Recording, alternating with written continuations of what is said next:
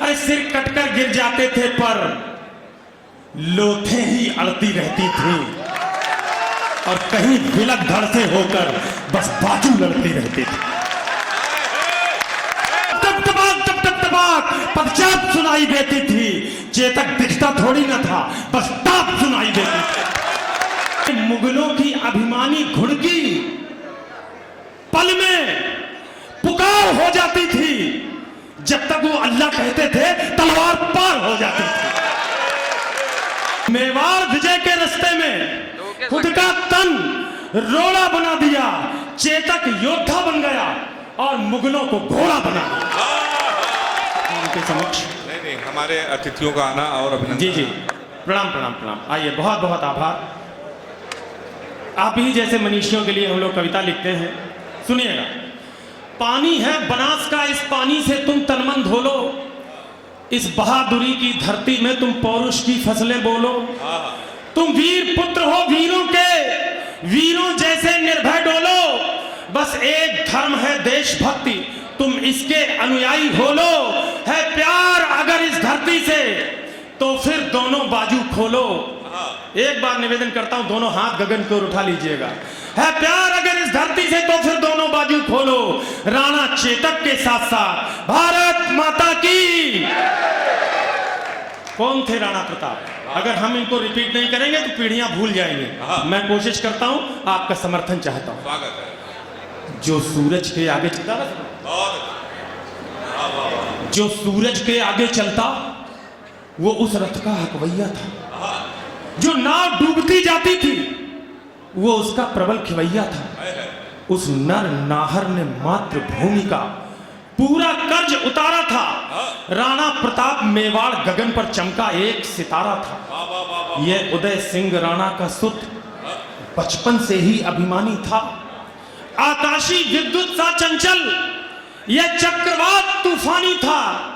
जो जन्म लिया अंजनी कोक से वीर व्रती हनुमंता ने, वैसे ही सिंह जना था ये श्री बाई जी जयवंता ने। नेत्रों में प्रबल प्रभंजन था, माथे पर सूर्य चमकता था, अंतस की आभा से मानो पूरा ही पिंड दमकता था।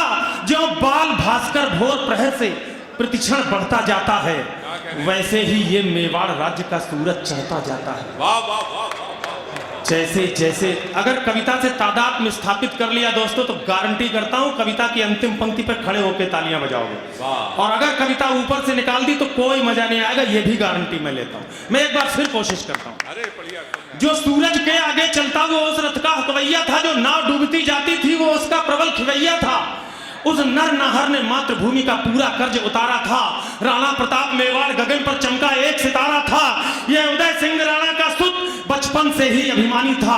आकाशी विद्युत सा चंचल यह चक्रवात तूफानी था। जो जन्म लिया अंजनी कोक से वीर व्रती हनुमंता ने, वैसे ही सिंह जना था ये श्री बाई जी जयवंता। बहुत अभिनंदन। नेत्रों में प्रबल प्रभंजन था, माथे पर सूर्य चमकता था, अंतस की आभा से मानो पूरा ही पिंड दमकता था। जो बाल भास्कर भोर प्रहर से प्रतिक्षण चढ़ता जाता है, वैसे वैसे मेवाड़ भूमि का सूरज चढ़ता जाता है। घर में थी फूटन और मुगल के रोज आक्रमण होते थे चंद विभीषण जो खुद ही गद्दारी का विष ढोते थे। ये एक समय की साजिश थी, इस साजिश के साक्षी हो लो राणा चेतक के साथ साथ भारत माता की। हल्दी घाटी का दृश्य श्याम नारायण पांडे जी ने जो लिखा उसके आगे कोई जा नहीं सकता। एक छोटी सी कलम ने कोशिश की है पहली बार। ओज की कविता के जो मानक हैं उनके तहत लिखने का प्रयास किया है। आपका आशीर्वाद मांगो। मुगलों के राजा अकबर ने षड्यंत्र रचा आघाती था, लेकिन प्रताप का तेवर भी तेजाबी था, प्रतिघाती था। अकबर ने राजा मान सिंह को सेनापति बनवाया था। रजपूती सेना के खिलाफ रजपूतों को भड़काया था। रणक्षेत्र बनी हल्दी घाटी, चतुरंग शत्रु अड़ी अड़ी हुई, उसके खिलाफ थी राणा की बलिदानी सेना खड़ी। बहुत अच्छे, बहुत अच्छे। इस बीच युद्ध का शंख बजा। कविता सुनना दोस्तों।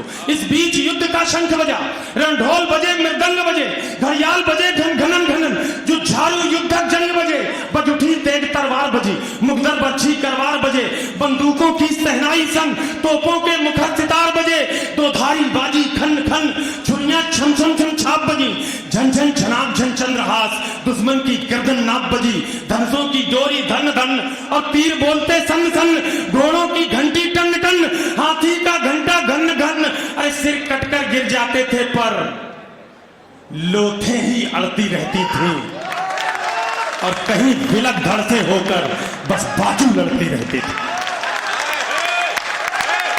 बस बाजू लड़ती रहती थी। जिसको भगोड़ देता चेतक, जिसको भगोड़ देता चेतक, उसका बख्तर कट जाता था, जिसको भाला घुस जाता था, गुब्बारे सा फट जाता था, वो नीले घोड़े का सवार तूफान दिखाई देता था, जिस ओर निकल जाता चेतक शमशान। भाई क्या शिल्प है, वाह, जिंदाबाद जिंदाबाद जिंदाबाद। वो नीले घोड़े का सवार तूफान दिखाई देता था, जिस ओर निकल जाता चेतक शमशान दिखाई देता था। टप टप टपाक, टप टप टपाक, टप टप टपाक, टप टप टपाक, टप टप टपाक, टप टप टपाक, पदचाप सुनाई देती थी। चेतक दिखता थोड़ी न था, बस टाप सुनाई देती थी।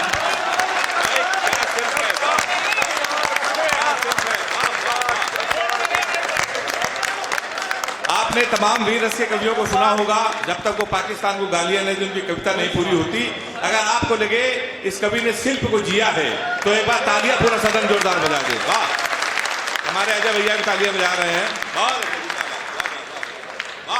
वो नीले घोड़े का सवार तूफान दिखाई देता था, जिस ओर निकल जाता चेतक शमशान दिखाई देता था। टप टप टपाक, टप टप टपाक, टप टप टपाक, टप टप टपाक, टप टप टपाक, टप टप टपाक, पदचाप सुनाई देती थी। चेतक दिखता थोड़ी न था, बस टाप सुनाई देती थी।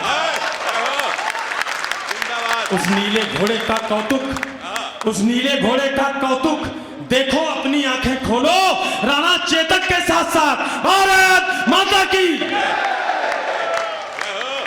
भैरव बन गया त्रिशूल और दोधारी चंडा बन बैठी। सुनना साहब, बड़े लोग बैठे तो मैं हिम्मत जुटा पा रहा हूं, मेला मदार में पढ़ने वाली कविता नहीं। भैरव बन गया त्रिशूल और दोधारी चंडा बन बैठी। फिर रक्त बीज बन गए मुगल, बरछी चामुंडा बन बैठी।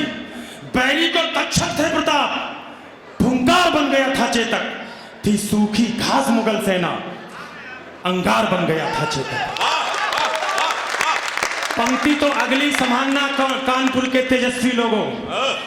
थी सूखी घास मुगल सेना, अंगार बन गया था चेतक। उसमें एक योद्धा था मुगल सेना की ओर से, बहलोल खां नाम था उसका। 7 फुट 8 इंच का कद था साहिबो। अगर ये पता चल जाए कि मुगल साम्राज्य के खिलाफ खड़े होने वाले पिता का 3-4 माह का बेटा भी है, तो तलवार से उसका शीश काट लेने वाला वो दुर्दांत सेनानायक बहलोल खां। राणा प्रताप ने तलवार के एक बार से सिर पर वार किया और उसके धड़ के भी 2 हिस्से किए, साथ में घोड़े के भी 2 हिस्से किए। तब एक कविता की पंक्ति आती है, सुनिएगा।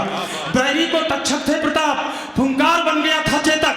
थी सूखी घास मुगल सेना, अंगार बन गया था चेतक। अरे मुगलों की अभिमानी घुड़की पल में पुकार हो जाती थी, जब तक वो अल्लाह कहते थे तलवार पार हो जाती थी।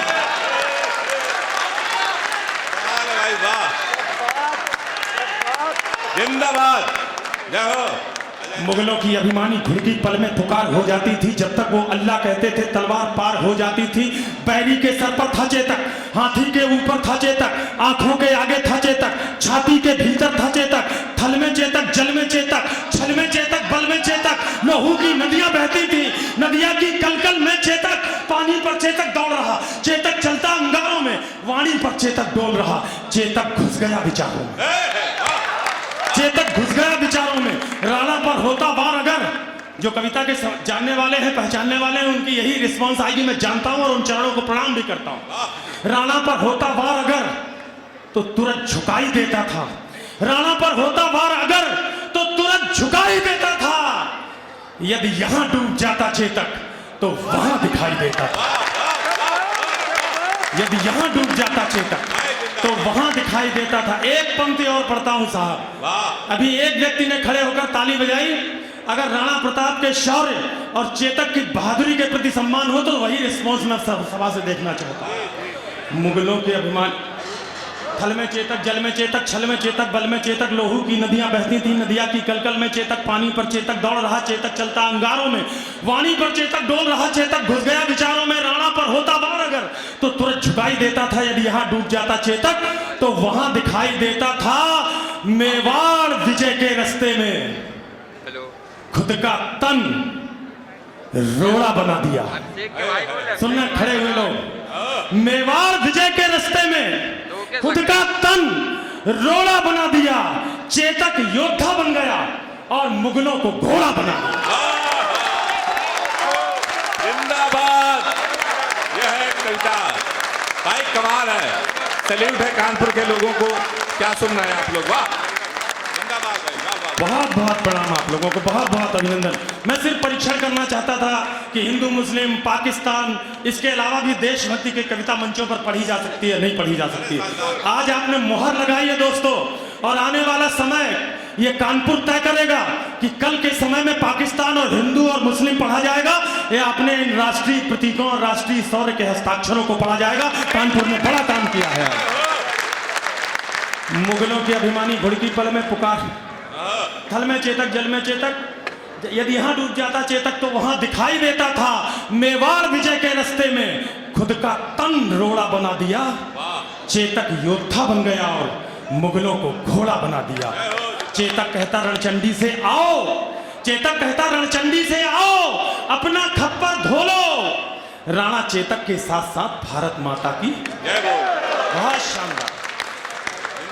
बंद सुनना इस कविता का सबसे बेहतरीन थी। बाग मुक्त नीली आंधी मर्जी से पांव उठाता था, राणा के एक इशारे पर चेतक फौरन मुड़ जाता था। बैरी सेना के सागर में चेतक तैराकी करता था, जाते जाते मुड़ जाता था, बेहद चालाकी करता था। जिसके सीने पर चेतक की तगड़ी टापें पड़ जाती थी, उसकी छाती में भाले सी दोनों टांगे गड़ जाती थी। था तभी अचानक मानसिंह हाथी असवार नजर आया, राणा के संग चेतक की भी आंखों में खून उतर आया। राणा के संग चेतक की भी आंखों में खून उतर आया। राणा कोई कौतुक करते इससे पहले वह घूम गया, अगली टांगों का प्रबल भार हाथी का मस्तक चूम गया। आघात अश्व का भारी था, सहकर हाथी लड़खड़ा उठा। इतने में राणा का भाला विद्युत जैसा गड़गड़ा उठा। गद्दार ठहर जा, पूर्ण हुए सब पाप तुम्हारे लगते हैं। तू भूल गया रणकौशल में हम पाप तुम्हारे लगते हैं। तू भूल गया रणकौशल में हम पाप तुम्हारे लगते हैं। मच गई खलबली मुगलों में, मच गई खलबली मुगलों में, राणा राणा का शोर उठा। गंगोर समर के अंधकार में जैसे कोई भोर उठा। आगे करुणा का सागर है, इस करुणा में थोड़ा रो लो। राणा चेतक के साथ साथ भारत माता की जय बोलो। अंतिम बंद विदा लूंगा। अंतिम पंक्ति पर एक बार आप अपनी एनर्जी, अपना उत्साह, अपनी देशभक्ति प्रदर्शित कर दीजिएगा, जिससे मैं पूरे मन के साथ विदा ले सकूं। अंतिम बंद सुनिएगा, हल्दी घाटी के युद्ध का अंतिम चित्र। राणा के प्रबल प्रहारों का न तोड़ दिखाई देता था। राणा के प्रबल प्रहारों का न तोड़ दिखाई देता था, न हल्दी घाटी में चेतक का जोर दिखाई देता था। संख्या बल में अकबर का दल राणा के दल से भारी था। हजारों घाव लगे थे, पर राणा का हमला जारी था। घिर गया शगालों में नाहर, राणा को संकट बूझ गया, पर एक लिंग का हड्डीपूत दोधारी लेकर जूझ गया। इतने में झाला पहुंचे। झाला और राणा का विग्रह एक जैसा था। सैनिक की वर्दी में दोनों सगे जुड़वा भाई लगते थे। मुगलों को यह धोखा हो गया कि कौन राणा है कौन झाला है। झाला की प्रत्युत्पन्न मतित्व का आनंद लीजिएगा। इतने में झाला आ पहुंचे, बोले राणा प्रस्थान करो, तुमसे कल को आशाएं हैं, कुछ उसका भी तो ध्यान करो। राणा बोले रण में झाला मैं इंच इंच कर सकता हूं। क्या है भारतीय शौरवीरों का कथन, राणा बोले, रण में झाला मैं इंच इंच कट सकता हूं, पर पैज भवानी तुलजा की मैं कभी नहीं हट सकता, मैं कभी नहीं हट सकता। तब एक लिंग का नाम लिया, देखो शपथ झाला बोले, दुश्मन का वार लिया खुद पर, होकर लथपथ झाला बोले, इनको मैं धूल चटा दूंगा, देखो तुम कल के मंगल को। झाला ने कसम दिलाई तो राणा चल निकले जंगल को। बढ़ते बढ़ते राणा मग में 21 गज का नाला आया, चेतक का तन था लस्त पस्त, लेकिन जैसे ज्वाला आया अपनी पूरी ताकत समेट, चेतक फल्लांग लगा बैठा, राणा की रक्षा करने को अंतिम छलांग लगा बैठा।